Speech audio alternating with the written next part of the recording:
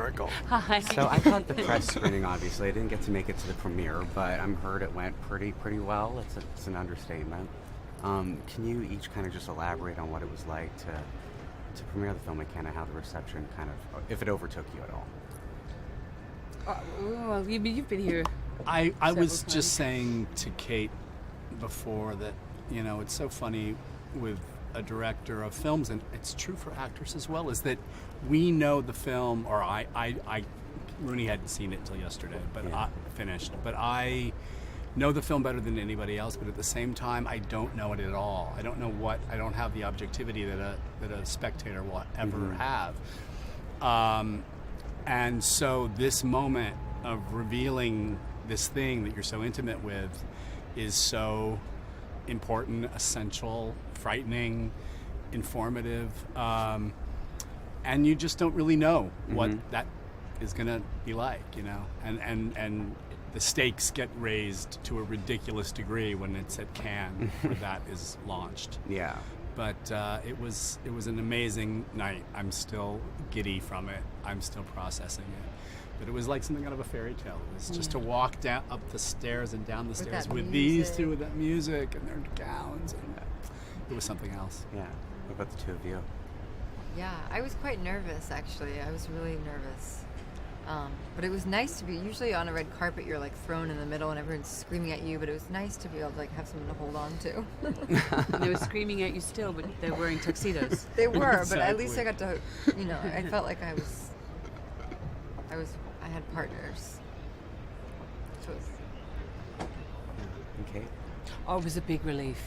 I was really nervous. I mean, I've been here a few times, but never in competition, and I think it adds that extra kind of layer of anxiety, because it's, you know, when you make a film, you're often quite dislocated from it's like at once it's cinematic and theatrical, except there's nothing you can do about it, you know. But it was, yeah. 'Cause I mean, I knew Todd had made a beautiful film, and Rooney was amazing in it, but still, you can never expect. You never know whether it's going to deeply connect with people who haven't been part of the process. Yeah.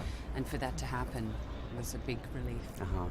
You talked about objectivity earlier. What did you learn about watching it with an audience for the first time, about your own film? They were quiet. They were very, very quiet, very respectful. I was like, we're not laughing at all. Not that it's a funny film, but there are little places where some of the tension might break for some viewers.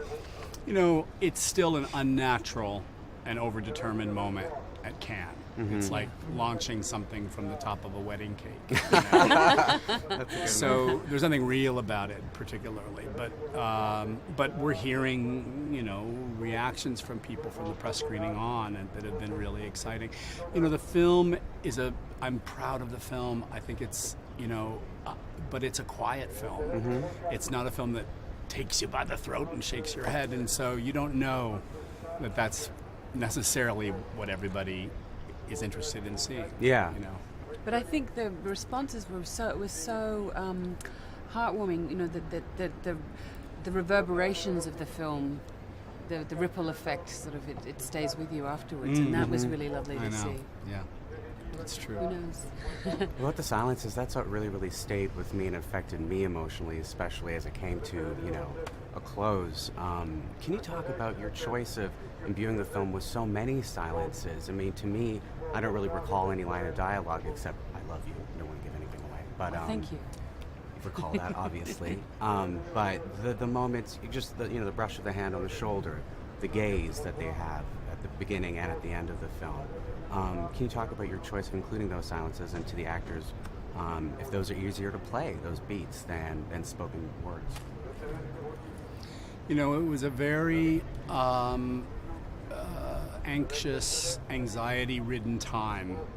I learned in my research, the end of the 40s into the 50s, a lot of paranoia. The Cold War had really made its impact on the sense of hope and possibility that followed the war had sort of all of a sudden frozen up. And these women live in very prescribed and different worlds that they're experiencing the limits of, respectively. And so, yeah, I think a lot of what isn't able to be said was important, and that's a beautiful part of the novel, because Therese can't even find the syntax for describing her feelings for this woman. There is no example in the world that she can point to put it into language. Yeah. And there's something radical and frightening and wonderful about that.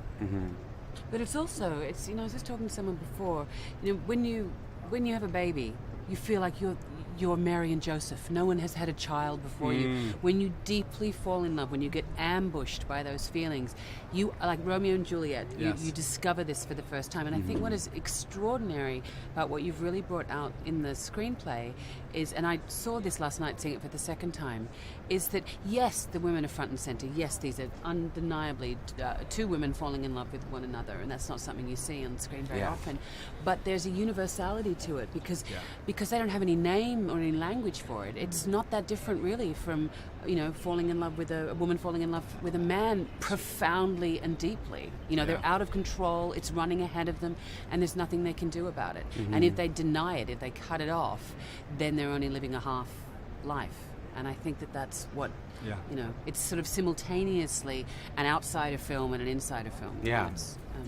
Which I found really interesting to witness that with an audience last night. Could I get you two both to speak about playing those silent beats and what that was like? I always love those moments in film, those silent moments that fill up the space between the words. I always feel like you kind of tell more of the story in those moments, and there's certainly a lot of those moments in our film, and I love playing those moments, and I loved watching them in the film. Now, this is a film that obviously lives or dies on the chemistry of its two leads. I know that you were attached to the project before Todd came on, but how did you go about choosing these two as partners? Did you have them screen test together? How did that all work out? Just prayed. I've been watching Rooney's work from the beginning and just being so amazed by it, and the differences in the performances and the characters, and then I've spoken to people who've worked with her, and I just was like, oh my God, I just have to experience this for myself. And I really found that these guys work and bring the same kind of serious regard to the work, the preparation, the care, the concern about detail. And so the fact that there was that chemistry, the connection between them was not a surprise to me, and a real kindness to the collaboration and the people on set. Yeah, I feel like chemistry isn't something you can really predict. It's kind of like just a freak thing that happens. It's like catching lightning in a bottle. It either happens or it doesn't. Like, you can't create it. It's either just there or it's not. I feel. Yeah. So it was there for the two of you from the first It was day you really met. there. I felt it. You felt it It's still deep there to this moment. in the core. That's why Todd's sitting It's between why us. here's a barrier. That's why she's all Please covered stop, up. please. Sit between us. I can't go. I do love this.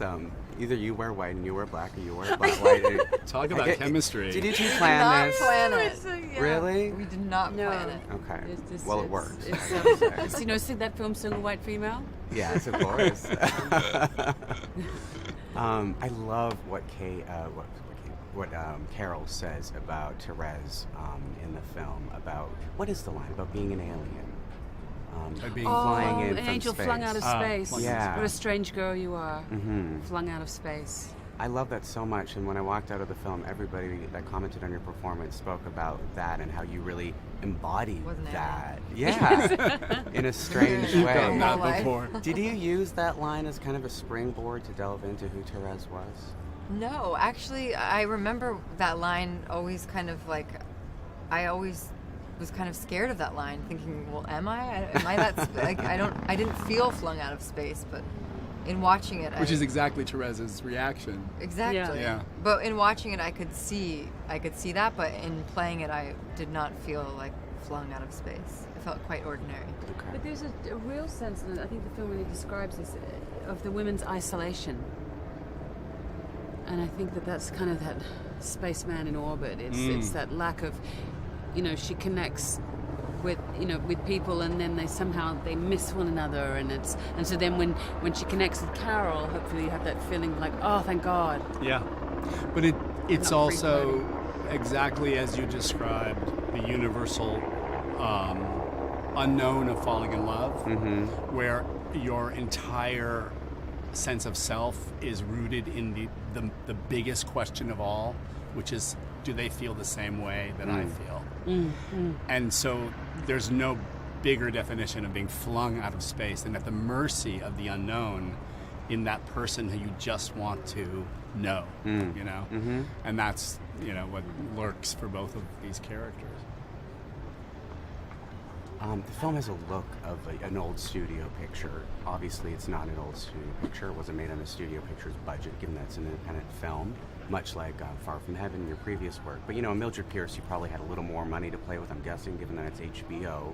What was it like for you to go back to having to struggle to get this film financed and made? And It was challenging, the budget. It made every decision an essential one, but I was actually not looking at studio films from the time as much as I was looking at the photo documentation, the photojournalism, and the art photography that I was seeing in the research. Yeah.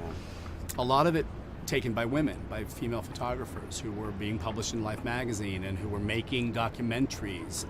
Ruth Orkin made a documentary with Morris Engel. They did 3, actually. The best known is Little Fugitive from '53. Yeah, that was amazing. That was but amazing. Lovers and Lollipops was this I love film, that. right? And they shot it in real places in New York City in '54 or '5, but they shot it in Macy's department store in the toy floor. And they shot it in the streets of the city with real extras. Yeah, I'd Extras. forgotten about that. That was really it was useful so to watch useful, it. right? Yeah, really The useful. way they moved and the way the women's bodies And the moved, sound of their their voices, voices.